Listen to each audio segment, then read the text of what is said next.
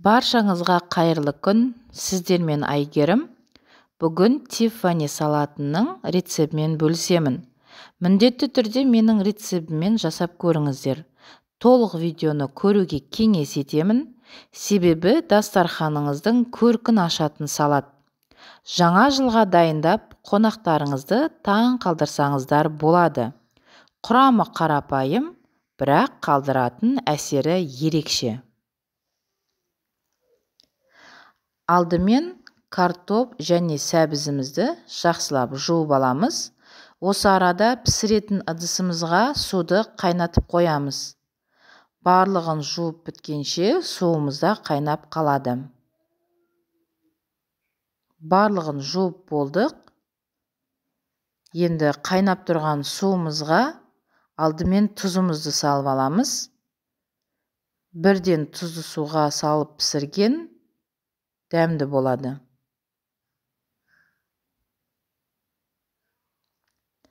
Содан соң сәбіз және картоптарымызды салып шығамыз.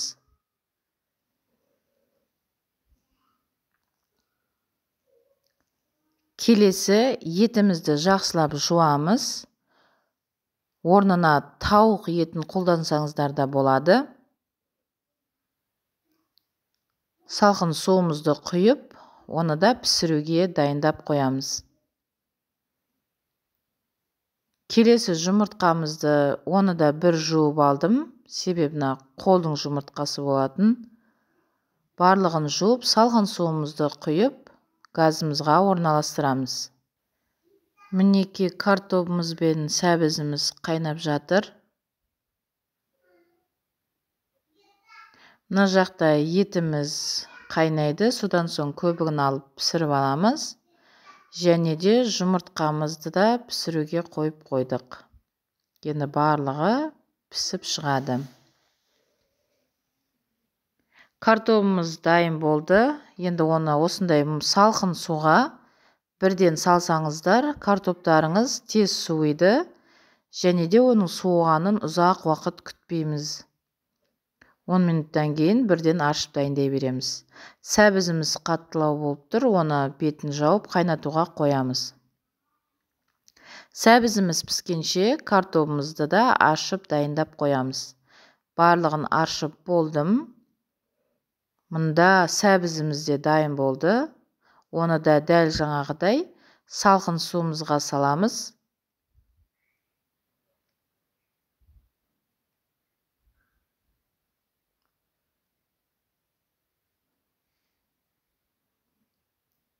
Оны да суытамыз. Содан соң етіміз де пісіп дайын болып тұр. Етімізді де алып суытамыз. Қалған сорпасына пияз, картошка, сәбізімізді қосып, бір сорпа жасап алсаңыздар болады.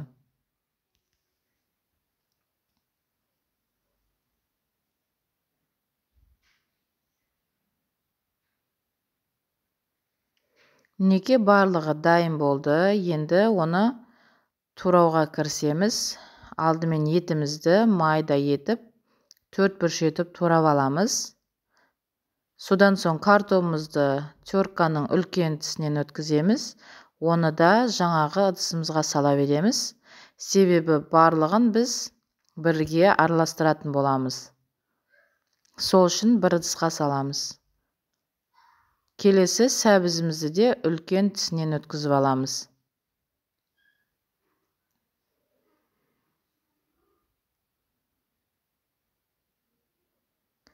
Келесі терканың кіші тісінен сырымыз бен жұмыртқамызды өткізіп аламыз.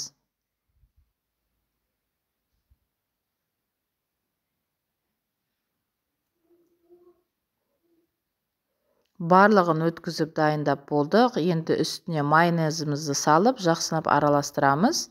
Біз бұл кезде тұз қоспаймыз.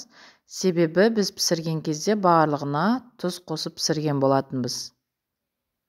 Енді жақсылап араластырамыз.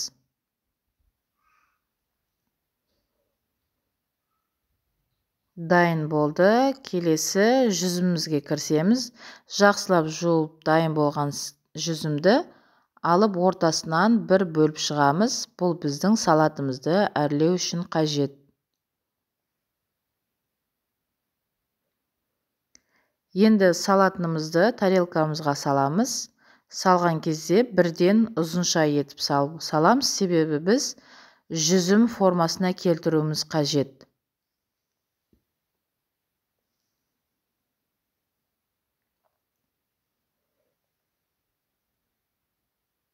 Бірден салғанда осылай ұзынша етіп саламыз.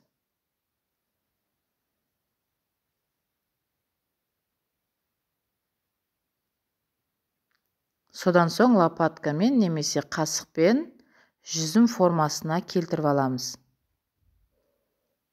Мінекей дайын болды. Енді дайын болған жүзімді салатымыздың үстіне орналастырамыз.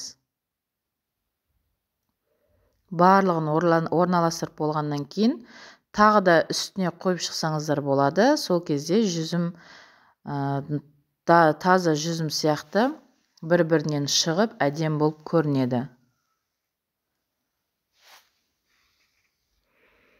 Содан соң петрушка немесе укропты жүзімнің басына жапырақ ретінде қойып шығамыз.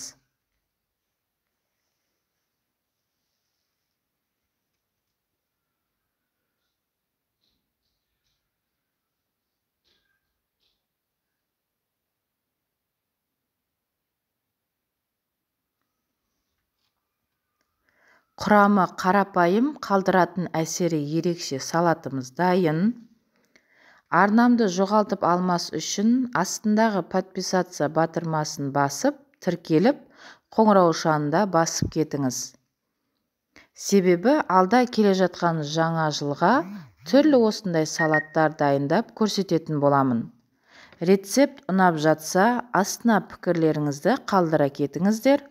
Келесі видеода кездескенше сау болыңыздар.